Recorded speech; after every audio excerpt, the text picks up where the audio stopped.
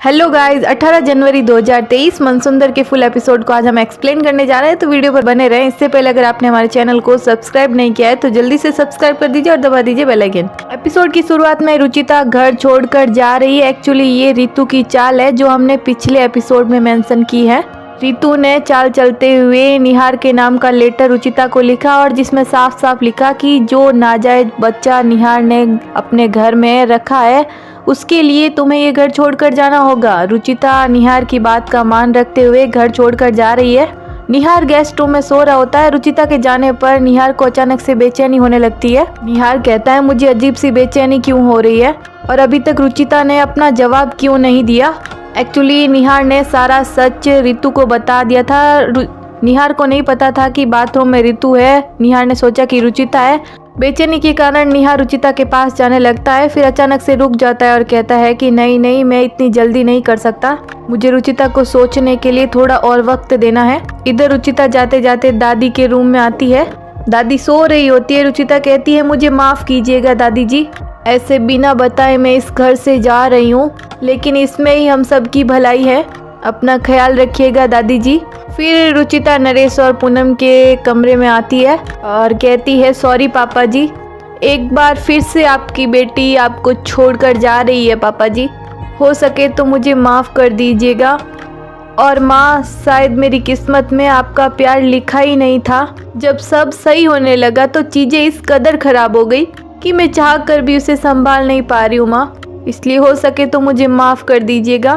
फिर रुचिता जाते जाते खाटू श्याम जी के मंदिर में आती है और ऐसी हालत में भी रुचिता खाटू श्याम जी से यही प्रार्थना करती है कि खाटू जी मेरे परिवार की रक्षा करना। जाते जाते रुचिता बहुत ही इमोशनल हो जाती है और उसे निहार के बिताए हर पल अपनी आंखों के सामने आ जाते हैं। लेकिन निहार ने रुचिता को बहुत ही बड़ा धोखा दिया है, वो भी उसकी आंखों के सामने आता है। रितु ने रुचिता और निहार को गलतफहमियां सुधारने का मौका ही नहीं दिया और इस गलतफहमी की वजह से आज इनका घर ही टूट गया। निहार ने इतनी बड़ी बात कह दी रुचिता से घर से जाने की, वो भी लेटर के माध्यम से। एक्चुअली कहा तो रितु ने है और नाम निहार का। बाहर बहुत ही तेज तूफान आ रहा है, तेज हवाएं छूट रही है। निहार कहता है आज का ये तूफान थमने का नाम ही नहीं ले रहा है, ना ही मेरे दिलो दिमाग का और ना ही ये कुदरती तूफान, कहीं ये तूफान सब बर्बाद ना कर दे। हवा की वजह से विंडो खुल जाती है। निहार विंडो बंद करने की कोशिश करता है और उधर से ही रुचिता जाने वाली है। तेज हवा की वजह से निहार की आंखों में मिट्टी चली जाती है और रुचिता उसकी आंखों के सामने से निकलती है और उसको पता भी नहीं चलता है और वो विंडो बंद कर देता है। फिर निहार कहता है कि बाहर के तूफान का तो पता नहीं, मेरे अंदर का तूफान तभी शांत होगा जब मैं रुचिता से बात कर लूंगा। अब रुचिता से क्या बात करेगा निहार, रुचिता तो घर से बाहर निकल चुकी है। निहार कमरे में जाता है और दरवाजा नॉक करता है, फिर सोचता है कि शायद रुचिता सो रही होगी। फिर निहार दरवाजा खोलता है और अंदर कोई नहीं होता है। निहार देखता है कि रुचिता के कपड़े अलमारी में नहीं पड़े हैं, सब कुछ अलमारी साफ है। निहार अंदर ही अंदर घुट रहा होता है और सोचता है कि मेरी सारी सच्चाई बताने के बावजूद रुचिता तुमने मुझे छोड़ के जाने का फैसला लिया। इधर रुचिता घर के बाहर निकल चुकी है और घर के सामने देखते हुए कहती है निहार जी, आपकी मर्जी का मान रख रही हूँ, जा रही हूँ आपकी जिंदगी में से हमेशा हमेशा के लिए।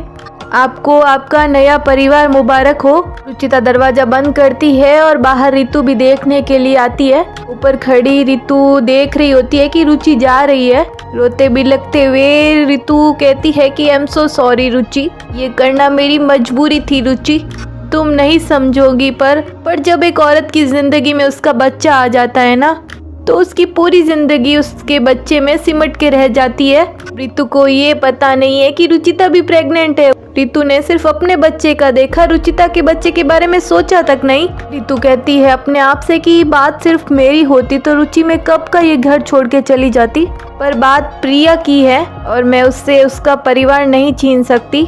तुम्हारी जिंदगी में बच्चा नहीं है, तुम्हारे लिए एक नई जिंदगी शुरू करना आसान होगा, इसलिए रुचि मुझे अपना परिवार बचाने के लिए तुम्हारा परिवार तोड़ना पड़ा, मुझे माफ कर देना। इधर निहार कहता है कि तो रुचिता ने अपना फैसला ले लिया, वो मुझे छोड़कर चली गई। फिर सीरियल 6 साल बाद आगे खिसका दिया जाता है और 6 साल बाद क्या होता है देखते हैं। 6 साल बाद पूनम, जो प्रतीक की नाजायज औलाद होती है, उसे अपना पोता और अपना परिवार मानते हुए उससे बहुत प्यार करती है और कहती है कि तुम कहाँ हो पिंकू, ये दूध पी लो मेरे लाडे सर। ढूंढते ढूंढते पूनम कहती है यहाँ छुपा है मेरे लाडे सर। जैसे ही कैप हटाती है पूनम तो नीचे देखती है कि सांप है नकली का, जिसे देखकर पूनम बहुत डर जाती है। इतने में पूनम के लाडे सर, लाडले पोते पीकू जी आ जाते हैं और कहते हैं उल्लू बनाया बड़ा मजा आया। पूनम कहती है अच्छा, शैतान के साथ साथ चालाक भी हो गया तू। फिर पूनम उसके पीछे पीछे भागती है उसे दूध पिलाने के लिए और पीकू आगे आगे भागता है। इतने में दादी आ जाती है। ओ दादी 6 साल बाद काफी बदल गई है, दादी के चश्मा लग गया है। पिंकू दूध पीने से बचने के लिए दादी के पीछे छुप जाता है और कहता है कि बड़े दादी मुझे बचाओ ना। इधर रितु निहार का ख्याल रखते हुए उसके लिए सुबह वाली चाय लेकर आती है, लेकिन वो देखती है कि निहार इधर नहीं है रूम में। रितु सोचती है कि लगता है फिर से बालकनी में सो गए। रितु बालकनी में चाय लेकर जाती है और कहती है निहार भैया गुड मॉर्निंग। निहार भैया चाय पी लीजिए। निहार कहता है गुड मॉर्निंग भाभी। निहार कहता है भाभी आप खुद क्यों आ गई चाय लेकर, नौकर से कह दिया होता। रितु कहती है निहार भैया आप मेरे छोटे भाई जैसे हैं और मेरे छोटे भाई के लिए थोड़ा सा काम करना मुझे कोई प्रॉब्लम नहीं है। और वैसे निहार भैया आपसे एक बात पूछूं।